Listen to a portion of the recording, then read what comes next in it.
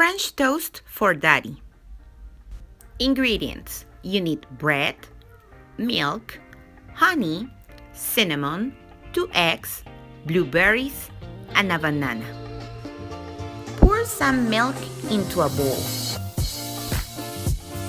Then add the eggs. Now add some cinnamon. Mix the ingredients.